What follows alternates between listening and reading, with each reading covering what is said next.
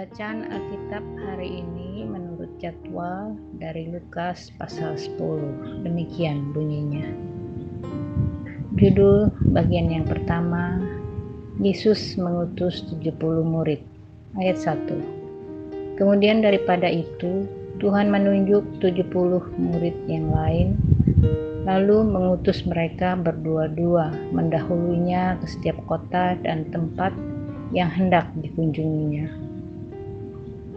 Katanya kepada mereka, tuaian memang banyak, tetapi pekerja sedikit. Karena itu mintalah kepada Tuhan yang punya tuaian, supaya ia mengirimkan pekerja-pekerja untuk tuaian itu. Pergilah, sesungguhnya aku mengutus kamu seperti anak domba ke tengah-tengah serigala.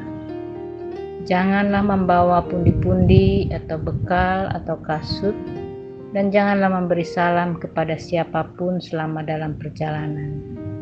Kalau kamu memasuki suatu rumah, katakanlah lebih dahulu, damai sejahtera bagi rumah ini. Dan jikalau di situ ada orang yang layak menerima damai sejahtera, maka salammu itu akan tinggal atasnya. Tetapi jika tidak, salammu itu kembali kepadamu. Tinggallah dalam rumah itu, makan dan minumlah apa yang diberikan orang kepadamu, sebab seorang pekerja patut mendapat upahnya. Janganlah berpindah-pindah rumah. Dan jikalau kamu masuk ke dalam sebuah kota dan kamu diterima di situ, makanlah apa yang dihidangkan kepadamu. Dan sembuhkanlah orang-orang sakit yang ada di situ, dan katakanlah kepada mereka, kerajaan Allah sudah dekat padamu. Tetapi jikalau kamu masuk ke dalam sebuah kota dan kamu tidak diterima di situ, pergilah ke jalan-jalan raya kota itu dan serukanlah, juga debu kotamu yang melekat pada kaki kami kebaskan di depanmu. Tetapi ketahuilah ini, kerajaan Allah sudah dekat. Aku berkata kepadamu, pada hari itu Sodom akan lebih ringan tanggungannya daripada kota itu. Bagian selanjutnya berjudul Yesus mengecam beberapa kota, mulai ayat 13. Celakalah engkau Korazim, celakalah engkau Betsaida, karena jika di Tirus dan di Sidon terjadi mujizat-mujizat yang telah terjadi di tengah-tengah kamu, sudah lama mereka bertobat dan berkabung. Tetapi pada waktu penghakiman, tanggungan Tirus dan Sidon akan lebih ringan daripada tanggunganmu. Dan engkau Kapernaum, apakah engkau akan dinaikkan sampai ke langit? Tidak, engkau akan diturunkan sampai ke dunia orang mati. Barang siapa mendengarkan kamu, ia mendengarkan aku. Dan barang siapa menolak kamu, ia menolak aku. Dan barang siapa menolak aku, ia menolak dia yang mengutus aku. Bagian selanjutnya berjudul Kembalinya ke-70 murid. Mulai ayat 17.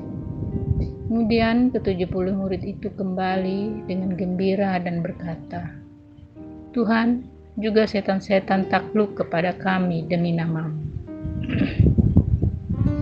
Lalu kata Yesus kepada mereka, Aku melihat iblis jatuh seperti kilat dari langit. Sesungguhnya aku telah memberikan kuasa kepada kamu untuk menginjak ular dan kalajengking, dan kuasa untuk menahan kekuatan musuh, sehingga tidak ada yang akan membahayakan kamu. Namun demikian, janganlah bersukacita karena roh-roh itu takut kepadamu, tapi bersukacitalah karena namamu ada terdaftar di sorga. Bagian selanjutnya berjudul Ucapan Syukur dan Bahagia, mulai ayat 21. Pada waktu itu juga bergembiralah Yesus dalam Roh Kudus dan berkata, Aku bersyukur kepadamu Bapa, Tuhan langit dan bumi, karena semuanya itu Engkau sembunyikan bagi orang bijak dan orang pandai, tetapi Engkau nyatakan kepada orang kecil. Ya Bapa, itulah yang berkenan kepadamu. Semua telah diserahkan kepadaku oleh Bapakku, dan tidak ada seorang pun yang tahu siapakah anak selain Bapa, dan siapakah Bapa selain anak, dan orang yang kepadanya anak itu berkenan menyatakan hal itu. Sesudah itu berpalinglah Yesus kepada murid-muridnya tersendiri dan berkata, "Berbahagialah mata yang melihat apa yang kamu lihat.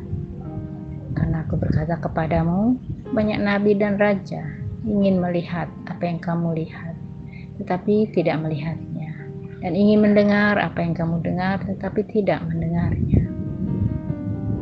Selanjutnya berjudul Orang Samaria yang Murah Hati, mulai ayat 25. Pada suatu kali berdirilah seorang ahli Taurat untuk mencobai Yesus. Katanya, "Guru, apa yang harus kuperbuat untuk memperoleh hidup yang kekal?"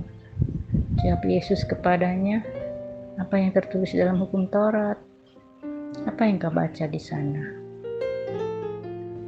Jawab orang itu, "Kasihilah Tuhan Allahmu dengan segenap hatimu, dan dengan segenap jiwamu, dan dengan segenap kekuatanmu, dan dengan segenap akal budimu, dan kasihilah sesamamu manusia seperti dirimu sendiri."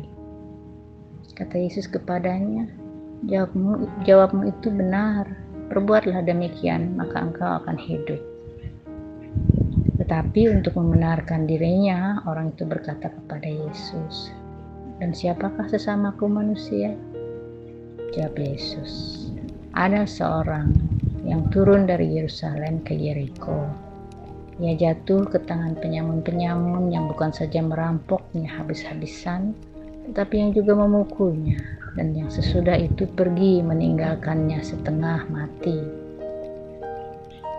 Kebetulan ada seorang imam turun melalui jalan itu. Ia melihat orang itu, tetapi ia melewatinya dari seberang jalan. Demikian juga seorang Lewi datang ke tempat itu. Ketika ia melihat orang itu, ia melewatinya dari seberang jalan.